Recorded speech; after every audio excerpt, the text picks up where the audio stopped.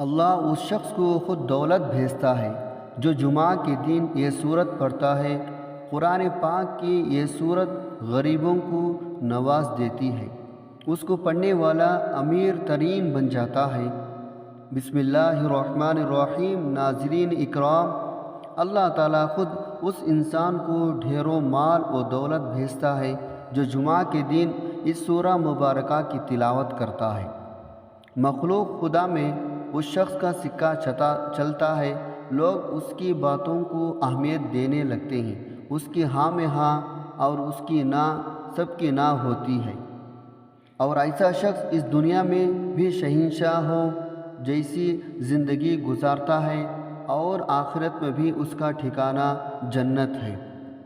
جو اللہ رب العزت اور نبی کریم صلی اللہ علیہ وسلم کا بتایا ہوا یہ ایک عمل کر لیتا ہے، اس ویڈیو میں آپ کو بتائیں گے وہ کون سی صورت ہے جسے جمعہ کے دن پڑھنے سے اللہ سبحانہ و تعالیٰ اپنے اس بندے سے خوش ہو جاتا ہے، اور وہ کون سا عمل ہے جس کو کرنے سے انسان دنیا اور آخرت میں امیر و کبیر، غنی اور دولت سے مالا مال ہو جاتا ہے۔ ناظرین اکرام، یوں تو قرآن پاک میں نازل کی گئی ہر ایک صورت، بلکہ ہر ایک آیت، ہر ایک لفظ، ہر ایک حرف اللہ تعالیٰ کی عظمت اور بزرگی کا اعلان کر رہا ہے، لیکن ایک ایسا مبارک صورت ہے جو کہ اللہ نے بعض غریبوں کو نوازنے کے لیے قرآن پاک میں نازل فرمائی ہے۔ جو شخص بھی اس سورہ مبارکہ کو جمعہ کے دن پڑھنے کا معمول بنا لیتا ہے تو چند ہی دنوں میں وہ امیر سے امیر تر ہو جاتا ہے۔ لوگ اس کے اوپر برستے دولت کی بارش دیکھ کر حیران ہو جاتے ہیں۔ اس سورہ مبارکہ کے بارے میں بتانے سے پہلے آپ کو ایک ایسا عمل بتاتے ہیں جس کی قرآن پاک میں بار بار تاکید فرمائی گئی ہے۔ چنانچہ اللہ تبارک و تعالیٰ نے بار بار قرآن پاک میں اپنے نبی آخر الزماں، آپ کے اصحاب اور تمام مومنین کو جس عمل کو بار بار کرنے کی تاکید فرمائی ہے وہ اللہ تعالیٰ کا شکر ادا کرنا ہے۔ سورۃ البقرہ میں ارشاد باری تعالیٰ ہے، تم میرا ذکر کرو میں تمہیں یاد رکھوں گا اور میرا شکر ادا کرو۔ اور سورہ ابراہیم میں فرمایا، جب تمہارے رب نے اعلان کیا کہ اگر تم شکر کرو گے تو میں تمہیں اور زیادہ دوں گا، اور اگر تم ناشکری کرو گے تو یقیناً میرا عذاب بہت سخت ہے۔ سورہ لقمان میں فرمایا، ہم نے لقمان کو حکمت عطا کی، اللہ کا شکر ادا کرو، اور جو شخص شکر کرتا ہے وہ اپنے ہی فائدے کے لیے کرتا ہے، جو کوئی ناشکری کرتا ہے بے شک اللہ بے نیاز سب خوبیوں والا ہے۔ اسی طرح سورۃ النحل میں فرمایا گیا، بس اللہ کا دیا ہوا حلال اور پاک رزق کھاؤ اور اللہ کی نعمتوں کا شکر ادا کرو اگر تم صرف اسی کی عبادت کرتے ہو۔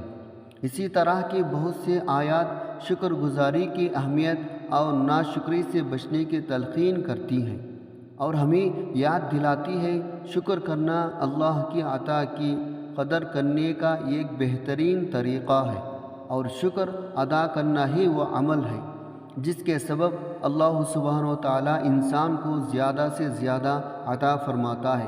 اس حوالے سے حضرت موسیٰ علیہ السلام کا ایک واقعہ بڑا ہی مشہور ہے۔ حضرت موسیٰ علیہ السلام کوہ طور پر اللہ سے ہم کلام ہونے کے لیے روانہ ہوئے۔ راستے میں ایک شخص سے ملاقات ہوئی، اللہ نے اس کو رزق کی خاصی فراوانی عطا کر رکھی تھی۔ اس نے حضرت موسیٰ علیہ السلام سے عرض کی، اے رسول خدا، میرا رب سے ذرا میرے متعلق دریافت کیجیے، میرے لیے کیا حکم ہے؟ میرے پاس اتنا رزق ہے سنبھالنے نہیں سنبھال رہا۔ حضرت موسیٰ علیہ السلام ذرا آگے گئے تو ایک اور شخص کو دیکھا، اس نے ریت سے اپنے جسم کو ڈھانپ رکھا تھا۔ اس نے حضرت موسیٰ علیہ السلام سے کہا، اے کلیم اللہ، میرے رب سے میری کیفیت عرض کیجیے گا۔ حضرت موسیٰ علیہ السلام کو نور پر پہنچے تو پہلے والے آدمی کے متعلق دریافت کیا تو اللہ تعالیٰ نے جواب دیا کہ اسے کہو کہ میری ناشکری کرے۔ جب دوسرے کے متعلق پوچھا تو فرمایا اسے کہو میرا شکر گزار بن جاؤ۔ حضرت موسیٰ علیہ السلام نے واپس ہوتے ہوئے پہلے والے آدمی سے کہا، اللہ فرماتے ہیں تم میری ناشکری کرو، تمہارے رزق میں کمی واقع ہو جائے گی۔ اس نے آنکھوں میں آنسو بھرتے ہوئے کہا، اے موسیٰ، میں اتنا کچھ دینے والا رب کا ناشکر بندہ نہیں بن سکتا۔ آپ آگے چلے اور دوسرے آدمی سے مل کر کہا، اللہ فرماتے ہیں اس کا شکر ادا کرو تو وہ تمہیں اور زیادہ دے گا۔ تو اس نے انتہائی مایوسی سے جواب دیا کہ میں کس بات کا شکر ادا کروں، میرے پاس ایسا ہے کیا جس پر شکر ادا کیا جائے۔ ناظرین، ابھی اس کی بات مکمل بھی نہیں ہوئی تھی، ہوا چلی اور جسم پر سے ریت بھی اڑ گئی اور وہ برہانہ ہو گیا۔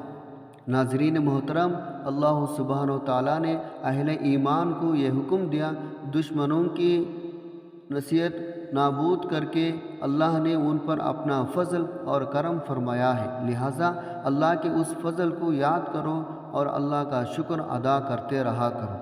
جیسا کہ ارشاد باری تعالیٰ ہے، اے ایمان والو، اللہ کے اس احسان کو یاد رکھو جب کفار کے لشکر تم پر چڑھائے تھے تو ہم نے آندھی اور ایسے لشکر بھیج دیے جو تمہیں نظر نہ آتے تھے اور جو کچھ تم کر رہے تھے اللہ اسے بھی خوب دیکھ رہا تھا۔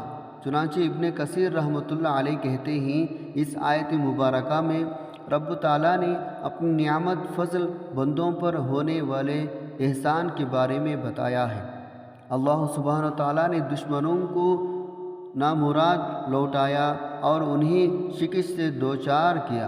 اس وقت سے سارے دشمن اتحاد افواجی بنا کر اکٹھے ہو کر مسلمانوں پر غزوہ خندق میں حملہ آور ہوئے تھے۔ قرآن کریم جہاں کہیں بھی نعمت کا تذکرہ ہو تو اس کا مطلب یہ ہے دل میں اسے یاد کریں، اور اس کا طریقہ یہ ہوگا دل میں اس منظر کو لائیں جب اللہ نے وہ نعمت اہل ایمان پر نازل کی، پھر زبان سے اسے ادا کرنا یہ ہے اس کا تذکرہ کریں۔ اس کا طریقہ یہ ہے اس نعمت کو اللہ کی ناراضگی والے کاموں میں مت استعمال کریں۔ رحمت کا ذکر حقیقت میں اس کا شکر ہوتا ہے، اور شکر دل، زبان، اعضاء تینوں سے کیا جاتا ہے۔ جب تینوں انسان شکر ایک دوسرے کی تعریف کرتا ہے، اگر یہ تینوں انسان کے شکر باہمی تائید نہ کریں تو یہ شکر بھی جھوٹا ہوگا۔ علامہ ابن قیم رحمۃ اللہ علیہ شکر کے متعلق فرماتے ہیں، شکر کے بنیاد 3 اراکین پر ہے۔ دل سے نعمت کا اعتراف کرے اور علانیہ اس نعمت کا تذکرہ کرے اور پھر اسے اللہ کی رضا میں خرچ کرے۔ ناظرین اکرام، علماء اکرام فرماتے ہیں اللہ کا شکر ادا کرنے کا سب سے بہترین طریقہ نماز پنجگانہ کو وقت پر ادا کرنا ہے۔ نماز ایک ایسی عبادت ہے جس میں انسان کا دل و دماغ، اس کا پورا جسم اس کے ساتھ مل کر اللہ کا شکر ادا کرتے ہیں۔ جب ایک انسان باوضو مصلی پر کھڑے ہو کر نماز ادا کرتا ہے تو اس کا ذہن اللہ کی وحدانیت اور بزرگی کو تسلیم کرتے ہوئے اللہ کے سامنے اس کی بارگاہ میں انسان کو لا کھڑا کرتا ہے۔ پھر انسان اپنے پورے وجود سے ہماتن گوش ہو کر زبان سے اللہ کے حمد و ثنا بیان کرتا ہے، اور اس حمد و ثنا کے دوران ہاتھ، پاؤں، بازو، ٹانگیں، غرض جسم کا ایک ایک حصہ اللہ کے حضور گوش ہو کر اللہ کے تسبیح کو بیان کرتا ہے اور شکر ادا کرتا ہے۔ لہٰذا نماز پنجگانہ کی ادائیگی کرنے والا کبھی مایوس اور نا امید نہیں رہتا۔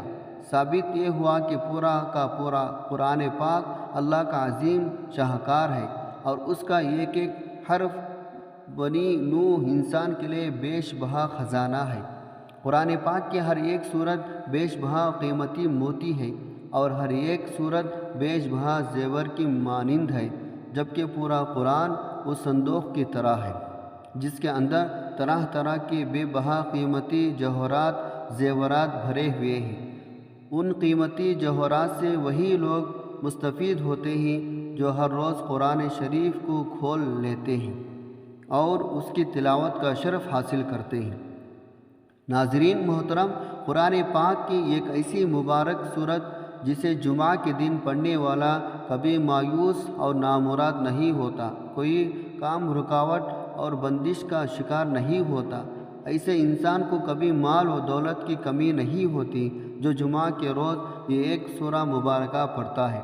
اور جان لیجئے وہ عظیم شان سورہ مبارکہ سورہ کہف ہے۔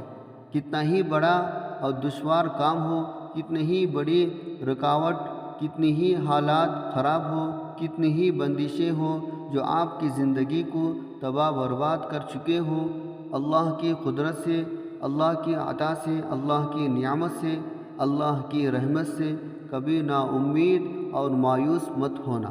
تو آئیے ناظرین، اب ہم جان لیتے ہیں کہ آپ نے اس سورہ مبارکہ کو کیسے پڑھنا ہے۔ سب سے پہلے آپ نے باوضو مصلی پر بیٹھ کر ایک بار آیت الکرسی پڑھنی ہے۔ آیت الکرسی پڑھنے کے بعد آپ 3، 5 یا 7 بار درود پاک پڑھ لیں۔ درود پاک آپ کون سا بھی پڑھ سکتے ہیں، آپ صلی اللہ علیہ وآلہ آلہ وسلم پڑھ لیں، یا صلی اللہ علی محمد پڑھ لیں، یا درود ابراہیمی پڑھ لیں۔ درود ابراہیمی کی فضیلت سب سے زیادہ ہے، اس لیے ثواب کی نیت سے ایک مرتبہ میرے ساتھ بھی پڑھ لیں۔ اللہم صلی علی محمد وعلی آل محمد کما صلیت علی ابراہیم وعلی آل ابراہیم انکا حمید مجید۔ اللہم بارک علی محمد وعلی آل محمد کما بارکت علی ابراہیم وعلی آل ابراہیم انکا حمید مجید۔ 3، 5 یا 7 مرتبہ درود پاک پڑھنے کے بعد آپ نے اپنے مقصد کی نیت کرنی ہے۔ جو بھی آپ کا مقصد ہو، جو بھی آپ کی حاجت ہو، اس کی نیت کر لیں۔ آپ نیا گھر خریدنا چاہتے ہیں، نئی گاڑی خریدنا چاہتے ہیں، اس کی نیت کر لیں۔ اگر کوئی بڑی رقم درکار ہے، اس کی نیت کر لیں۔ اگر اچھی ملازمت چاہتے ہیں تو اس کی نیت کر لیں۔ اچھے سے اچھا رشتہ دار ہو، اپنے یا اپنے کسی بہن، بھائی، بیٹے، بیٹی کی شادی کرنا چاہتے ہو، کسی اچھے گھر میں رشتہ طے کرنا چاہتے ہو تو اس کی نیت کر لیں۔ اپنی کھوئی ہوئی صحت چاہتے ہیں تو اس کی نیت کر لیں۔ قید سے رہائی چاہتے ہیں تو اس کے لیے پڑھ لیں۔ اپنے ذاتی کاروبار بڑھانا چاہتے ہیں اور کاروبار میں ترقی دیکھنا چاہتے ہیں، زندگی کے ہر میدان میں کامیاب ہوتا ہوا دیکھنا چاہتے ہیں تو اس کے لیے پڑھ لیں۔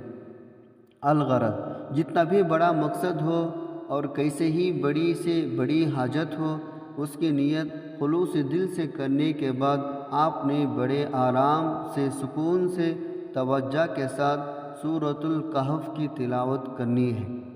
اس کے بعد پھر سے درود پاک اتنا ہی تعداد میں پڑھ لینا ہے جتنی تعداد میں عمل سے پہلے پڑھا تھا۔ عمل مکمل ہونے کے بعد اللہ کے حضور اپنے دونوں ہاتھوں کو بلند کر کے اپنے دل کی تمام حسرتیں اس کے آگے کھول کر بچھا دیں۔ بے شک اللہ سبحانہ و تعالی ہم سے بھی بہتر ہماری حاجات کو جانتا ہے، لیکن دعا کرنے کا حکم بھی ہے، سنت بھی ہے، اللہ کی رضا بھی ہے۔ کہتے ہیں اللہ دعا کی توفیق انہی لوگوں کو بخشتا ہے جنہیں وہ ان کی منہ مانگے مراد عطا فرمانا چاہتا ہے، ورنہ ہر کسی کو اللہ اپنے سامنے ہاتھ اٹھانے کی توفیق بھی نہیں دیتا۔ لہٰذا نہایت خشوع و خضوع کے ساتھ اللہ کی بارگاہ میں دعا التجا کرنے کا اپنا معمول بنا لیجئے۔ کبھی کسی کے سامنے انشاءاللہ ہاتھ نہیں پھیلانے پڑیں گے۔ اللہ تبارک و تعالیٰ سے دست ادب دعا ہے تمام حاجات مندوں کی حاجتوں کو اور ضرورت مندوں کی ضرورتوں کو اپنے فضل سے اور اپنے کرم سے، اپنے عطا سے پورا فرما دے، آمین۔ دعا ہے اللہ نیکی کی بات کو سننے، سمجھنے اور اس پر عمل کرنے کی طاقت اور توفیق ہم سب کو مرحمت فرمائے، آمین۔ ناظرین، آخر میں آپ سے گزارش ہے، کمنٹ باکس میں اللہ تعالیٰ کے 99 ناموں میں سے کوئی ایک نام لکھ کر ضرور شیئر کیجیے گا۔ اللہ تعالی ہم سب کا حامی و ناصر ہو، آمین۔ جزاک اللہ خیرہ۔ السلام علیکم ورحمۃ اللہ وبرکاتہ۔